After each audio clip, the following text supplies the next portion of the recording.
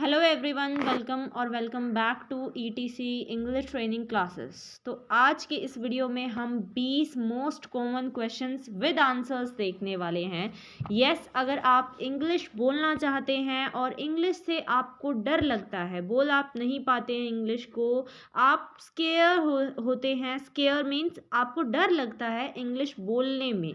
आप जो है इंग्लिश को समझ लेते हैं, उसको आप लिख भी सकते हैं, ठीक है, लेकिन बोलने में आपको हिचकिचाहट होती है, डर लगता है। आप उस वजह से किसी से बातचीत नहीं स्टार्ट कर पाते हैं। कोई सामने वाला आपसे बात करना चाहते हैं, ये 2-3 वर्ड्स वो इंग्लिश में बोल देता है, आपको डर लग जाता है, आपके जो है समझ में नहीं आता कि हम उसको रिप्लाई कैसे करें। तो आज के इस वीडियो में मैं इस आपके जो भी आपका डर है कि हम कैसे अपनी बातचीत स्टार्ट हमें करनी चाहिए, किन किन क्वेश्चंस का कैसे आंसर करना चाहिए, इस आपके पूरे डाउट को इस वीडियो में मैं ख़त्म करने वाली हूँ। ठीक है, तो वीडियो को एंड तक ज़रूर देखिएगा। यहाँ पर आपको मैं 20 ऐसे मोस्ट कॉमन क्वेश्चंस बताने वाली हूँ जिनके अगर आप एक तरह से जिनको आप समझ लेते हैं तो आपके मुंह से अपने आप इंग्लिश निकलनी स्टार्ट हो जाएगी, क्योंकि जैसे ही आप अपनी बातचीत एक बार स्टार्ट कर लेते हैं तो बाकी की बातें तो हो ही जाती हैं। चलिए तो स्टार्ट कर लेते हैं हमारी वीडियो को। अगर चैनल पर नए हैं, सब्सक्राइब करना बिल्कुल भी मत भूलिएगा, क्योंकि हम ऐसे ही इंग्लिश से रिलेटेड, स्पीकिंग इंग्लिश से रिलेटेड आपके लिए चीज़ें जो है नया नया कंटेंट लाते रहते हैं। तो चलिए, सबसे पहले मैं आपको सबसे फर्स्ट और सबसे बेसिक क्वेश्चन, कॉमन क्वेश्चन, अगर आप इंग्लिश को पढ़ रहे हैं, अगर आप इंग्लिश को सीख रहे हैं, तो वो क्यों सीख रहे हैं? Why do you study English, या फिर why do you want to learn English? क्यों आप सीखना चाहते हैं इसको? कई बार आपसे ये सवाल भी किया जा सकता है, तो आप इसका जवाब कैसे देंगे? Because it's an important and necessary language, या फिर because it's important and necessary. Important का मतलब आप समझ जाते हैं कि ये ज़रूरी है, और नेसेसरी यानी कि आज के जीवन में इंग्लिश बोलना आप सभी के लिए पता होगा।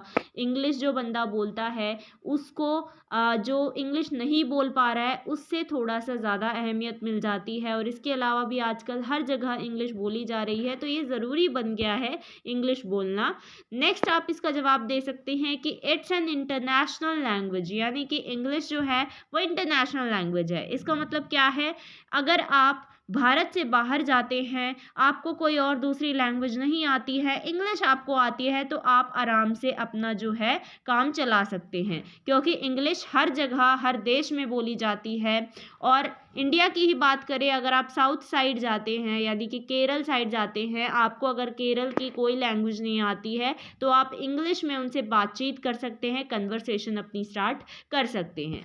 नेक्स्ट आप ये भी कह सकते हैं, because I want to improve my English skills. अगर आपको इंग्लिश पहले से आती है, थोड़ी बहुत आती है, टूटी फूटी भी आती है, तो आप उसको इम्प्रूव करना चाहते हैं, इसलिए आप इंग्लिश सीख रहे हैं। ठीक है, तो चलिए अगला सवाल हम देख लेते हैं। तो अगला सवाल, अगर आप किसी से मिल रहे हैं, आप उसको पहली बार मिले हैं या फिर आप उससे दोबारा भी मिल रहे हैं, तो आप क्या सवाल करेंगे?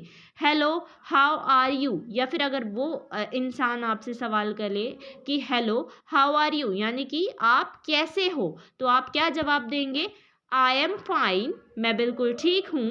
व्हाट अबाउट यू, आप अपने बारे में बताओ।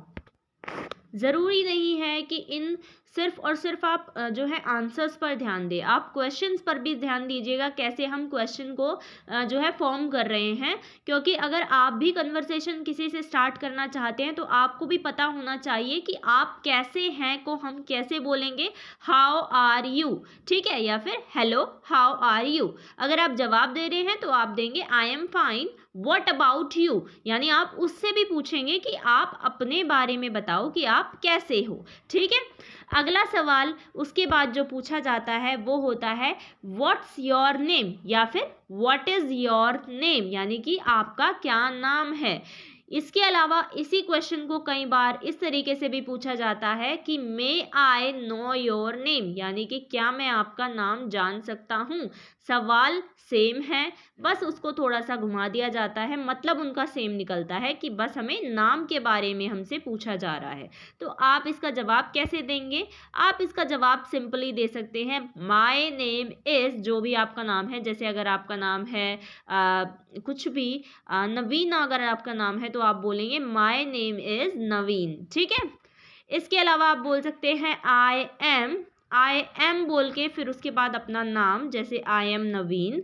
उसके अलावा आप सिंपली अपना नाम ले लीजिए कि अगर कोई आपसे पूछे व्हाट्स योर नेम तो आप बता देंगे नवीन, ठीक है।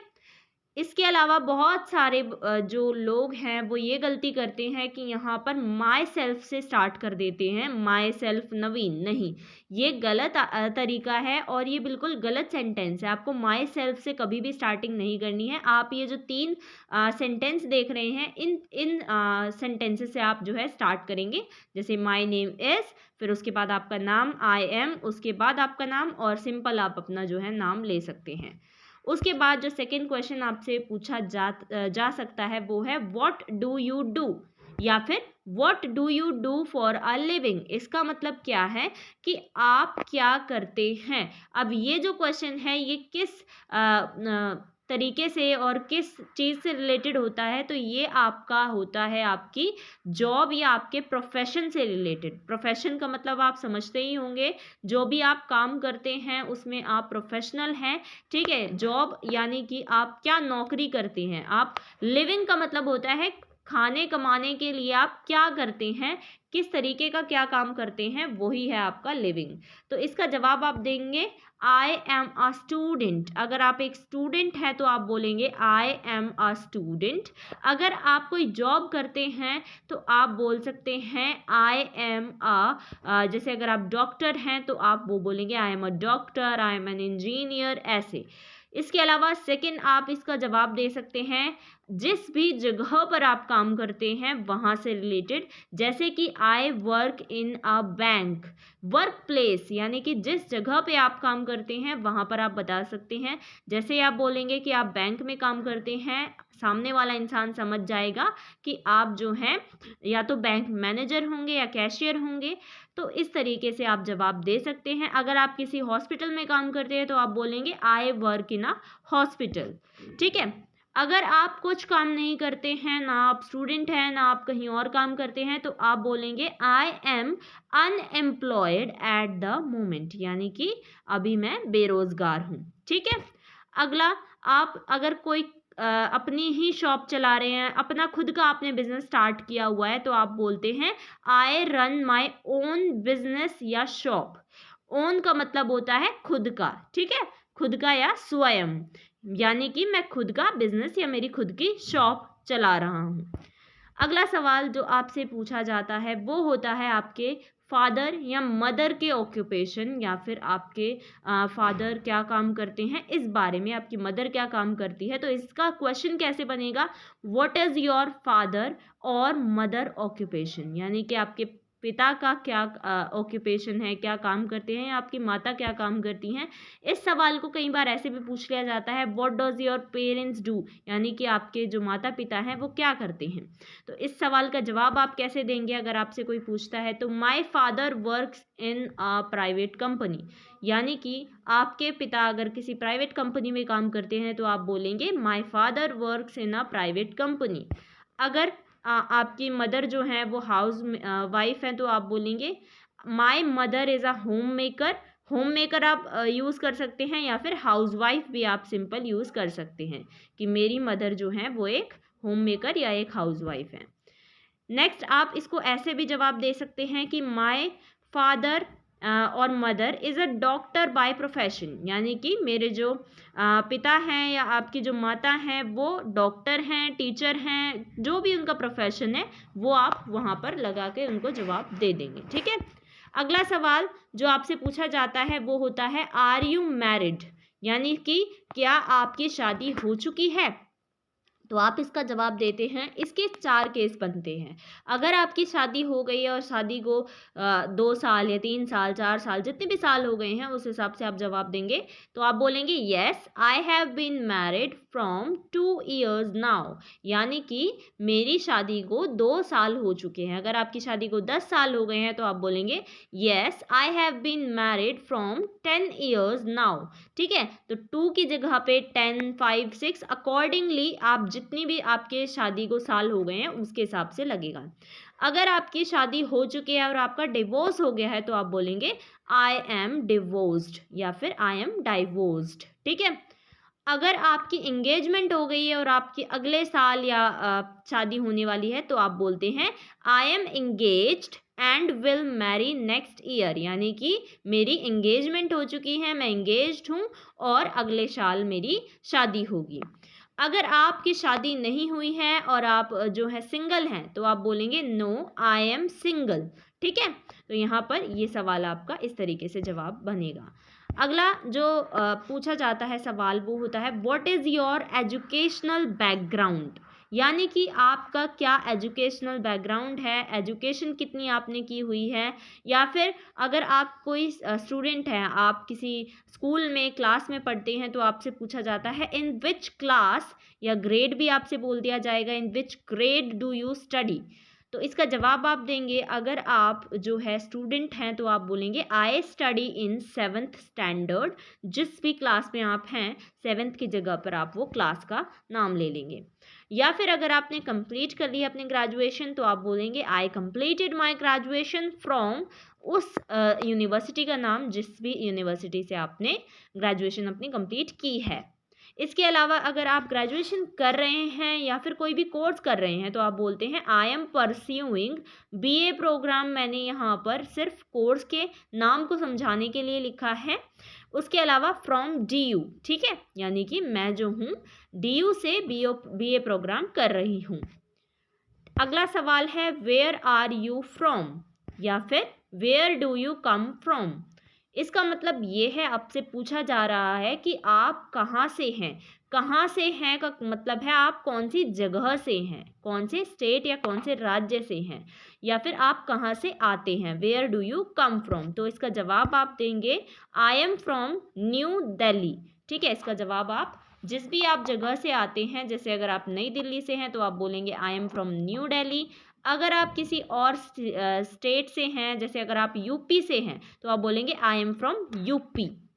इसके अलावा आप बोल सकते हैं I come from New Delhi या फिर I come from UP. I belong to New Delhi, यानी कि मैं न्यू दिल्ली को बिलोंग करती हूँ, मैं वहाँ से आई हूँ। New Delhi is my birth place. इसका जवाब ऐसे भी हो सकता है कि न्यू दिल्ली जो है, नई दिल्ली मेरा बर्थ प्लेस है, मैं वहाँ पैदा हुई थी।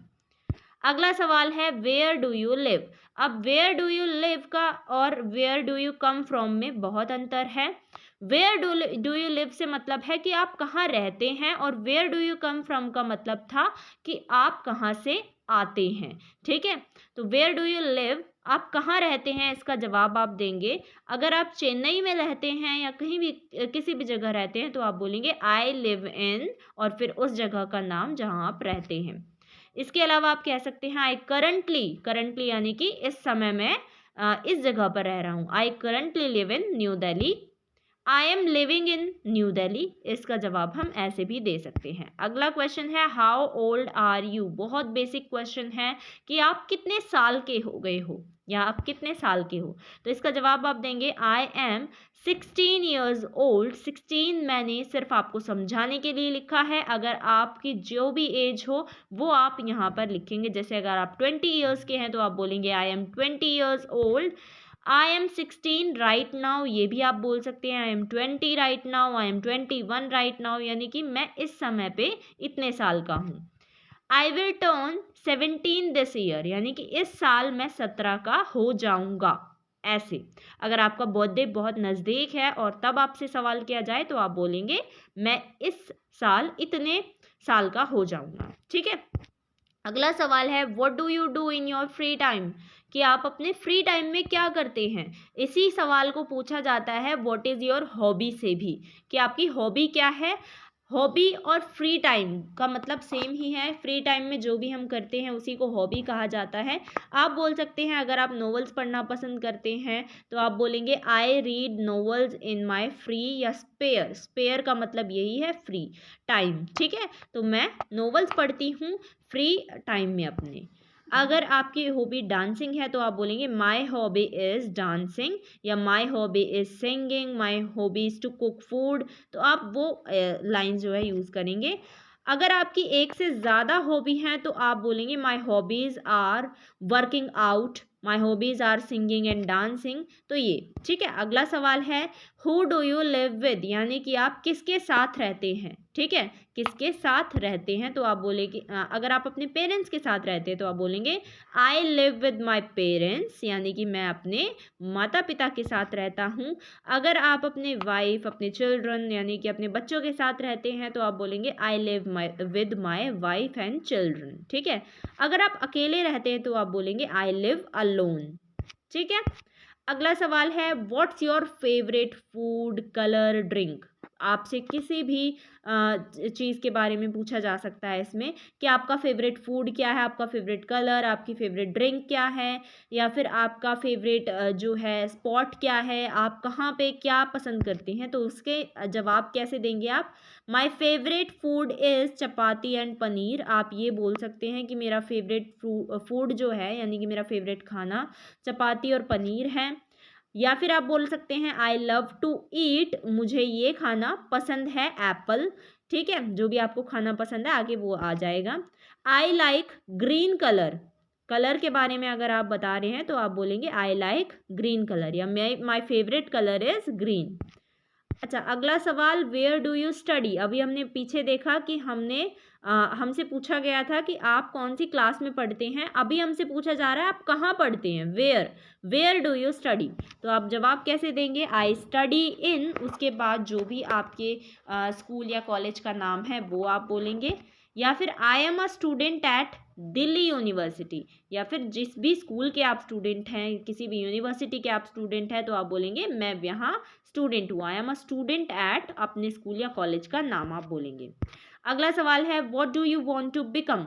ये बहुत अहम सवाल है और कई बार आपसे पूछ लिया जाता है। आपके रिश्तेदार आपसे पूछ सकते हैं, आपके दोस्त, आपके माँ बाप भी आपसे कई बार पूछ लेते हैं कि आपको क्या बनना है या आप क्या बनना चाहते हैं। इसी सवाल को पूछा जाता है इस तरीके से भी कि व्हाट इज़ योर गोल या एम्बिशन इन योर लाइफ, यानी कि आपका क्या गोल का मतलब होता है लक्ष्य है। एम्बिशन भी आपका लक्ष्य ही होता है कि आपका क्या एम्बिशन है, क्या लक्ष्य है, आपका एम क्या है। तो आप इसका जवाब देंगे। अगर आप एक टीचर बनना चाहते हैं तो आप बोलते हैं I want to become a teacher, मैं टीचर बनना चाहती हूँ या चाहता हूँ। My goal is to become a doctor. आप अगर अपना गोल के उससे बता रहे हैं तो आप बोलेंगे मैं एक डॉक्टर बनना चाहता हूँ, मेरा गोल ये है। अगर आप बताते हैं एम्बिशन, यानी कि आप बोलेंगे my ambition is to become engineer. अगर आप इंजीनियर बनना चाहते हैं तो मतलब बेसिकली यही है कि आप इन तीनों में से कोई भी एक सेंटेंस यूज़ कर सकते हैं। अगला सवाल how was weather, how is the weather, ठीक है। इसका मतलब ये है कि आपसे कई बार ये भी पूछ लिया जाता है कि वेदर कैसा है इस टाइम पे। वेदर का मतलब मौसम कैसा है। तो या फिर आपसे इस तरीके से भी पूछा जाता है ये सवाल कि व्हाट्स द वेदर लाइक, यानी कि अभी फ़िलहाल कैसा मौसम है। तो आप बोलते हैं अगर मौसम सनी, सनी का मतलब है धूप निकली हुई है तो आप बोलेंगे इट्स सनी। अगर अभी मौसम रेनी है, रेनी मतलब बरसात आ रही है तो आप बोलते हैं द वेदर इज़ रेनी। अगर अभी थोड़ा सा हॉट और ह्यूमिड वेदर है तो आप बोलेंगे इट्स हॉट एंड ह्यूमिड, ठीक है। अगला सवाल do you need any help, या फिर डू यू नीड हेल्प। कई बार आपसे ये सवाल कर लिया जाता है, आप अकेले होते हैं या फिर आप किसी पार्टी में गए हुए हैं, आपसे सवाल कर लिया जाता है कि आप क्या कोई मदद चाहते हैं। या फिर आपसे कई बार अगर आप किसी रेस्टोरेंट में जा रहे हैं तब भी आपसे पूछ लिया जाता है how may I help you. कोई भी आपके पास वेटर आएगा या कोई मैनेजर है तो वो आपसे क्या बोलेगा, how may I help you, how can I help you. तो आप इसका जवाब कैसे देंगे। अगर आप हेल्प नहीं चाहते हैं तो आप बोलेंगे no I am good thanks for asking, यानी कि नहीं मुझे कोई हेल्प नहीं चाहिए, मैं ठीक हूँ और पूछने के लिए धन्यवाद, ठीक है। ये एक फॉर्मल वे है आंसर करने का। अगर आप चाहते हैं मदद तो आप बोलेंगे येस प्लीज़ हेल्प मी, यानी कि हाँ मेरी मदद कीजिए। अगला सवाल है where do you want to go. कई बार आपसे ये भी पूछा जाता है कि आप कहाँ जाना चाहते हैं। तो अगर आप किसी एक रेस्टोरेंट में कहीं भी जाना चाहते हैं तो आप बोलेंगे I want to go in a restaurant. अगर आप किसी सिनेमा हॉल में या कहीं स्कूल में जाना चाहते हैं तो आप बोलेंगे I would like to go in cinema hall. अगर आप कहीं नहीं जाना चाहते हैं तो आप बोलेंगे I don't want to go anywhere. ठीक है, नेक्स्ट आपका सवाल है will you join me for a coffee, यानी कि क्या आप मेरे साथ कॉफ़ी पीना पसंद करेंगे या क्या आप हमारे साथ कॉफ़ी जॉइन करेंगे। तो आप बोलेंगे अगर आप करना चाहते हैं तो आप बोलेंगे यस श्योर, सीधा जवाब है। अगर आप नहीं करना चाहते, आप बिजी हैं, तो आप बोलेंगे no I am a little busy. ठीक है, नेक्स्ट सवाल है व्हाट इज गोइंग ऑन। अगर आप जो है कुछ काम कर रहे हैं, आपके पास आपका फ्रेंड आता है और वो आपसे बोलता है कि व्हाट इज गोइंग ऑन, या क्या चल रहा है, तो आप बोलते हैं nothing we are hanging out. अगर आप कुछ नहीं कर रहे हैं तो आप क्या बोलते हैं we are hanging out. Hanging out का मतलब है हम आपस में ही हैंग आउट कर रहे हैं। अगर आप कोई बातचीत कर रहे हैं तो आप बोलेंगे we are just having a little conversation. ठीक है, यहाँ पर आपकी जो वीडियो है वो हो जाती है कंप्लीट। आई होप आपको समझ में आ गए हों कि इन कॉमन इंग्लिश के बेसिक जो कॉमन क्वेश्चंस हैं उनको किस तरीके से कैसे आंसर करना है। मैंने आंसर करने के लिए भी आपको अलग अलग तरीके बता दिए हैं। तो अगर वीडियो पसंद आई हो तो प्लीज़ एक लाइक ज़रूर कर दीजिएगा, वीडियो को शेयर ज़रूर करिएगा अपने सभी साथियों के साथ जो जो इंग्लिश सीखने में इंटरेस्ट दिखाते हैं। और इसके अलावा चैनल पर नए हैं, अभी तक सब्सक्राइब नहीं किया है तो जल्दी से ईटीसी इंग्लिश ट्रेनिंग क्लासेस को सब्सक्राइब कर दीजिए, क्योंकि हम ऐसा ही अमेजिंग कंटेंट आप सभी के लिए लाते रहते हैं जिससे कि आपको स्पोकन इंग्लिश में बहुत ही ज़्यादा मदद मिलती है। अगला जो आपका जो भी आप चाहते हैं कि हम इस टॉपिक पर वीडियो बनाएं उसके लिए कमेंट करके ज़रूर बताइएगा। Thanks for watching.